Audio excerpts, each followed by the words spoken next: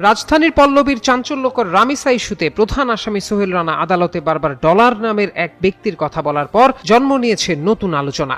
সোহেলের মুখে উঠে আসা নামটির খোঁজ করতে গিয়ে জানা যায় পল্লবী এলাকাতেই বাড়ি এই ডলারের। যে ভাড়া বাসায় শিশু রামিসার উপর নির্যাতন চালিয়ে হত্যার অভিযোগ উঠেছে সেই বাড়ি থেকে কয়েকটি বাড়ি পরেই তার বসবাস। স্থানীয়রা জানান ডলার মাদকাসক্ত এবং পেশায় অটোরিকশা চালক। একই এলাকায় রিকশার গ্যারেজ মেকানিক হিসেবে কাজ করতেন আসামি সোহেল রানা। সে সূত্রেই তাদের মধ্যে পূর্ব পরিচয় ছিল। স্থানীয় বাসিন্দারা আরও জানান ডলার ব্যক্তিগতভাবে ধনী না হলেও তাদের পরিবার অবস্থা সম্পন্ন। তাদের একটি বাড়ি রয়েছে।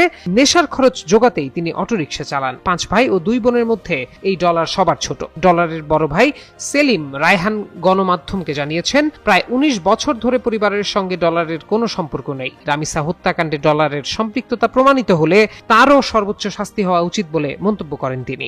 সোমবার শিশু নির্যাতন দমন ট্রাইব্যুনালে অভিযোগ গঠনের সময় আদালতে হাজির করা হলে সোহেল রানা সাংবাদিকদের সামনে দাবি করে, ধর্ষণ করছে ডলার, মারছেও ডলার, আমি শুধু লাশ গুম করতে চাইছি।